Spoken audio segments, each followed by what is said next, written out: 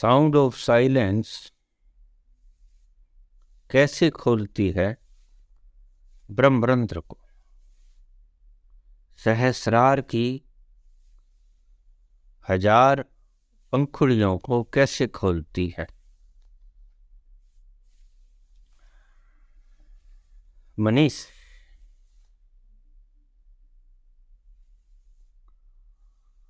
सहस्रार की आवाज, sound of silence की आवाज, सन्नाटे जैसी आवाज हमें प्रतीत होता है कि हमें कानों से सुनती है। कुछ लोगों में भ्रांतियां पैदा होती क्योंकि कानों का रोग टिनिटस भी कानों से सुनता है,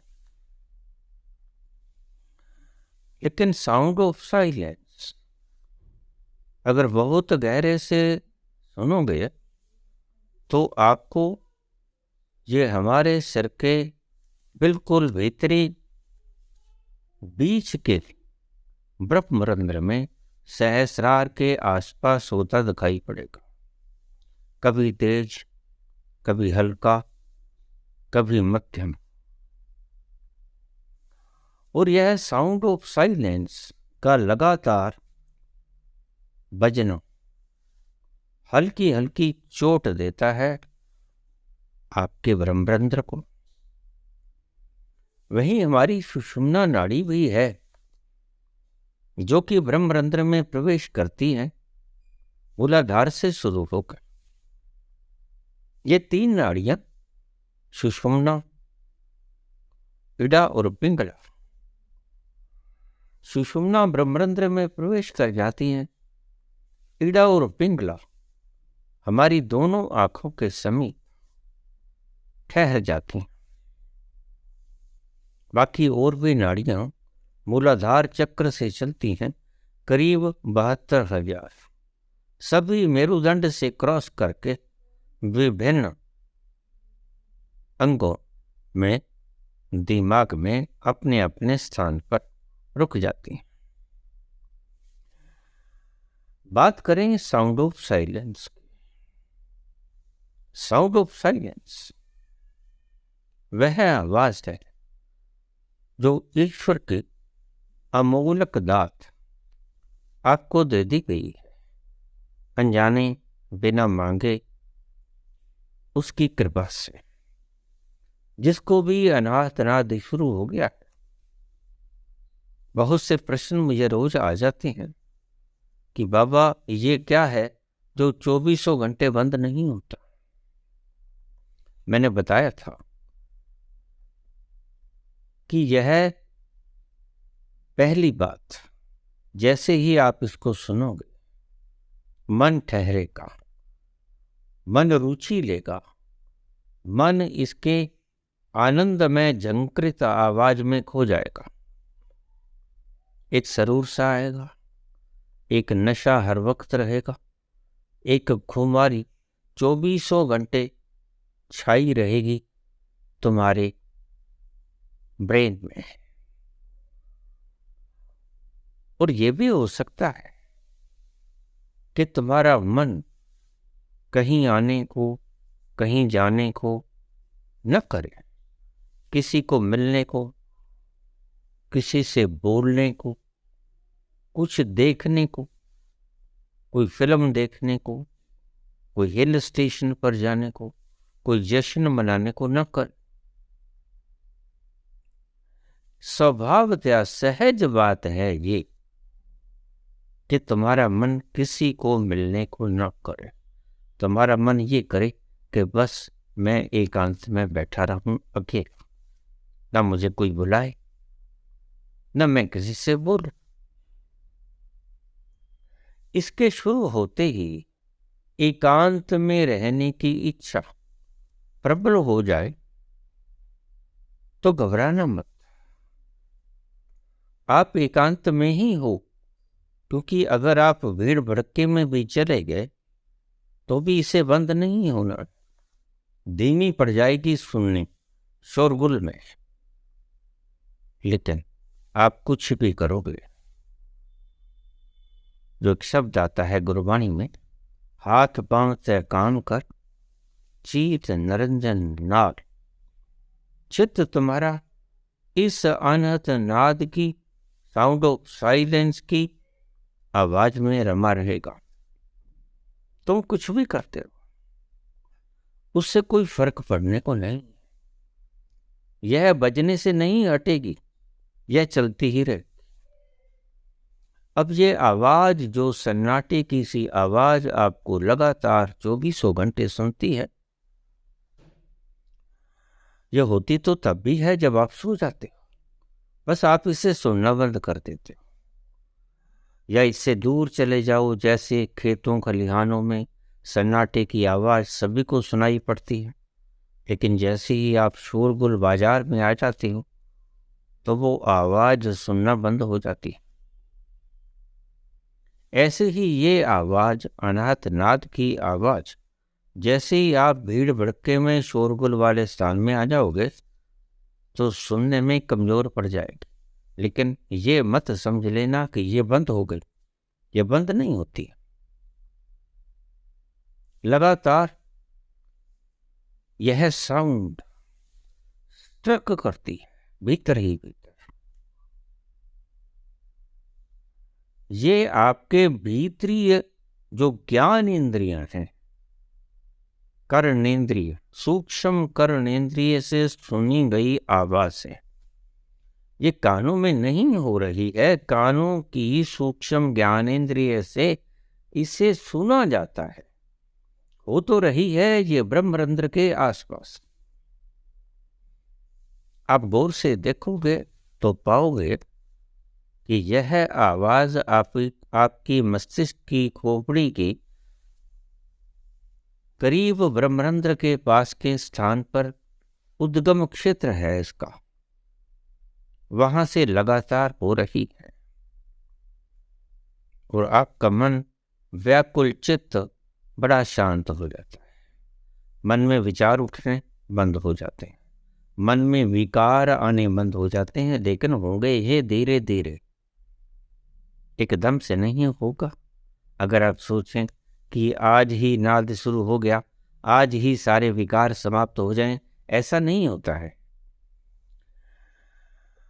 यह मुफ्त का मनोरंजन है, यह मुफ्त का आपका आनंद है, जो परमात्मा ने प्रसाद रूप में आपको सौंप दिया। और इस रस को पीकर मन ठहर जाता है। यही है कारण मन के ठहरने का, ज्यादा हिलजुल न करने का। मन जब ठहरता है तो आपको अकेले रहने का मन करता है कि मैं अकेला रहूं, बोलूं ना, मौन रहने का मन करता है, कहीं आने जाने का मन नहीं करता। उस अवस्था में आप अपने सहज रोजमर्रा के काम कर सकते हैं। बड़े आनंदपूर्ण होंगे सभी काम, उनकी क्वालिटी और क्वांटिटी में बड़ा भेद आ जाएगा।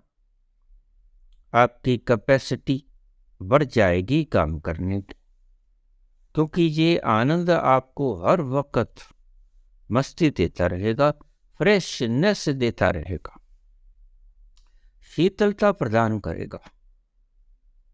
यह आपके ब्रह्मरंध्र पर हर वक्त हल्की हल्की चोट देता रहता है। सन्नाटे की आवाज एक धीमी धीमी चोट आपके ब्रह्मरंध्र पे देती रहती है। वो एक दस्तक है, और एक दिन आएगा, एक दिन आएगा, अवश्य आएगा, इसकी चोट ब्रह्मरंध्र को खोल देगी। और जैसे ही ब्रह्मरंध्र खुलेगा, भीतर का झरना जो ब्रह्मरंध्र के भीतर सदा से इंतजार कर रहा है फूटने के लिए, यह पत्थर रखा है ऊपर, जो कि इस पत्थर के दबाव के कारण वह आनंद का झरना ब्रह्मरंध्र में से फूट नहीं रहा। इधर से सुषुम्ना नाड़ी आती है, मेरुदंड में से गुजरती हुई भीतर झरना है, ब्रह्मरंध्र के भीतर आनंद का स्रोत जिसे हम कह देते, वह सच्चखंड में से आता हुआ महान ओशन, आनंद का समुद्र, बस आपकी सुषुम्ना नाड़ी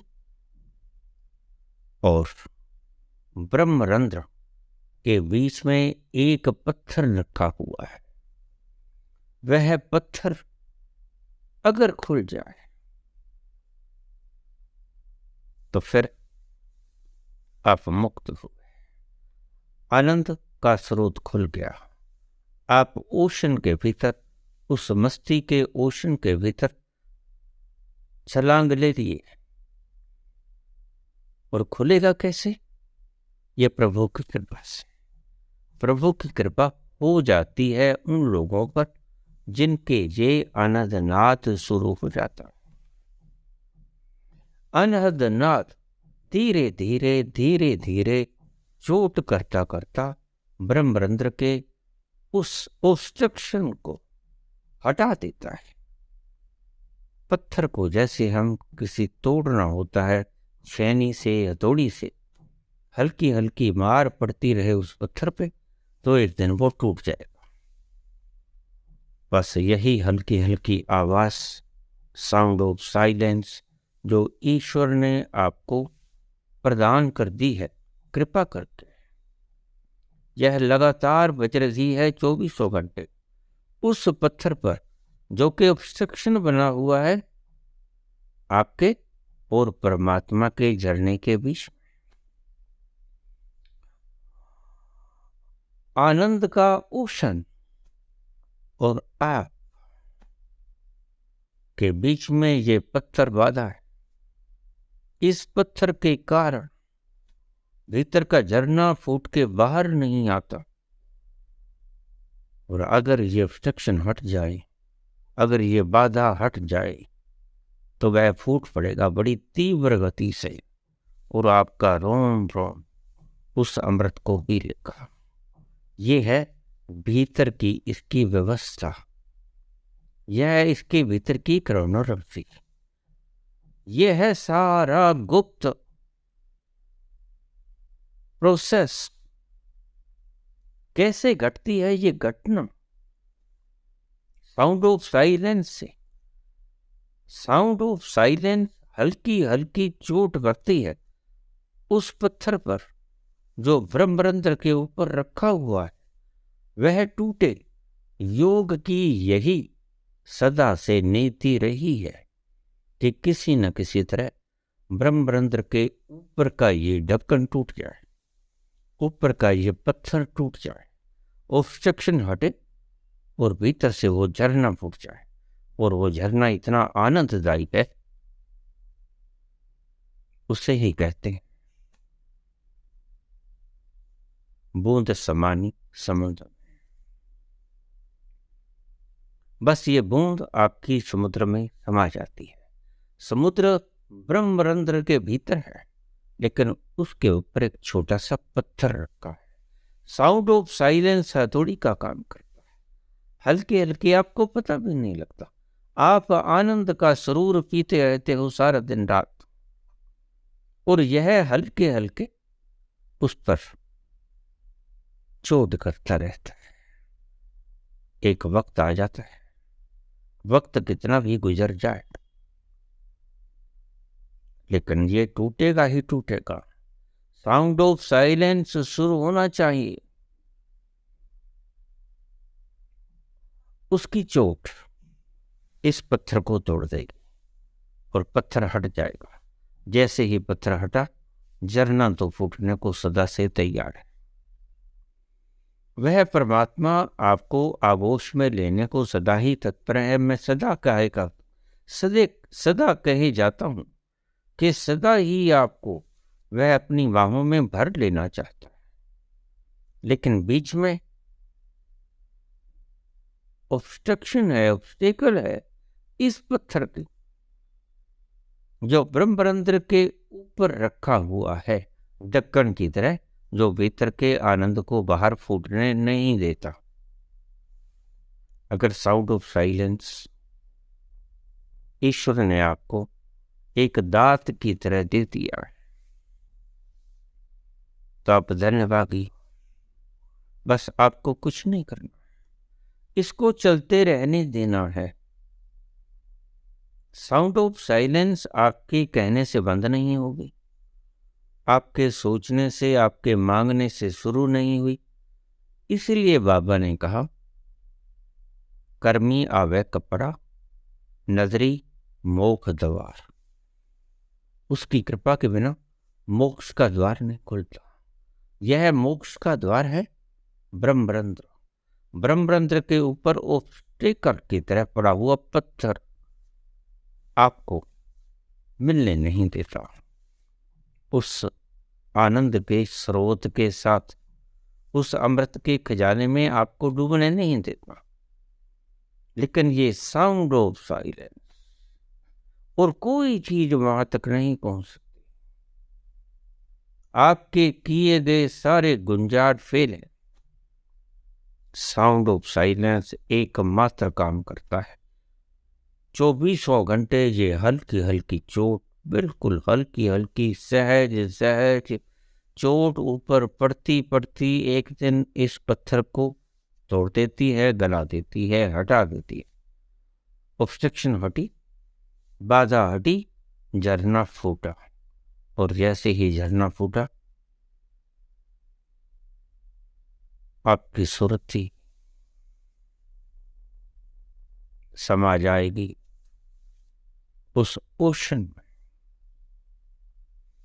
शब्द और सुरती का मिलान हो जाएगा। तो जो लोग कहते हैं कि कानों से आवाज आती है, नहीं, कानों से आवाज नहीं आती। ये सूक्ष्म कर्णेंद्रियों के द्वारा सुनी जाती है। यह साउंड ऑफ साइलेंस होती तो खोपड़ी के बीच के स्थान पर, जहां हमारा ब्रह्मरंध्र स्थित है, वहां से होती है। उद्गम स्रोत ये वहां है, क्योंकि ये चोट वहां पड़ती है। इसलिए हमें महसूस होती है, क्योंकि सुनी कर्णेंद्रिय के द्वारा जाती है। ये सूक्ष्म कर्णेंद्रिय।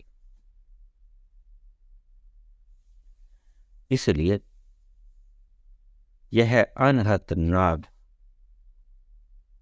जो लोग भ्रम रखते हैं कि ये टीनिटस है, नहीं,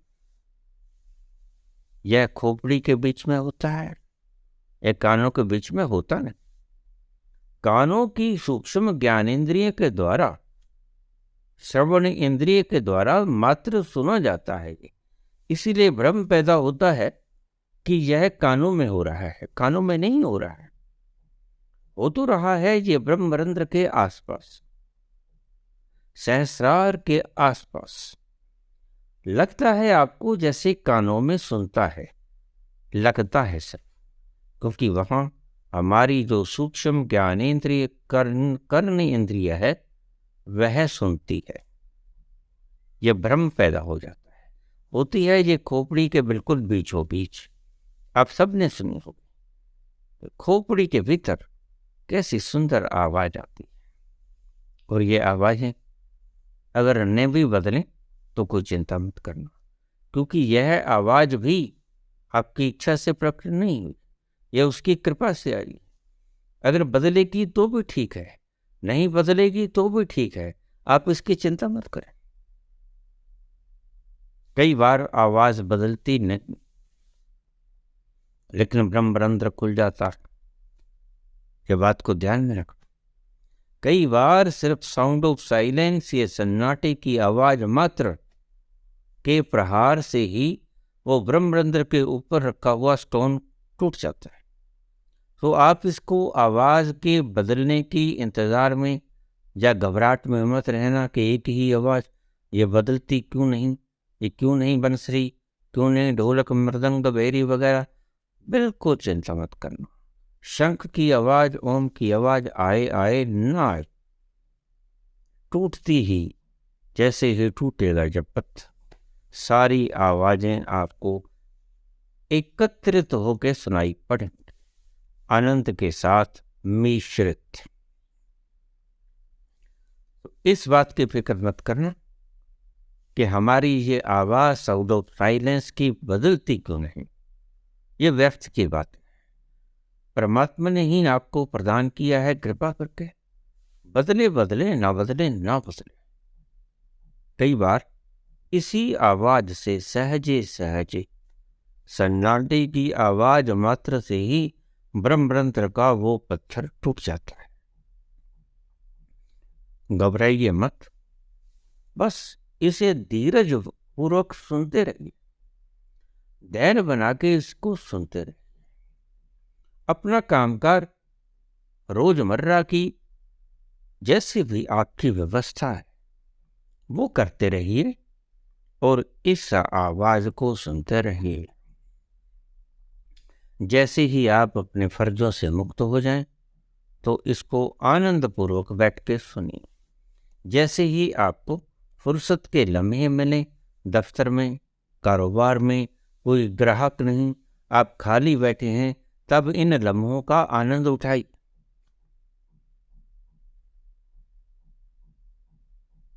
आप इस आवाज को सुनने में मग्न हो जाइए। अगर कोई दुकानदार हो, ग्राहक आए, उसको डील करो। अगर आप किसी ऑफिस में हो तो कोई काम आए, उसको डील करो।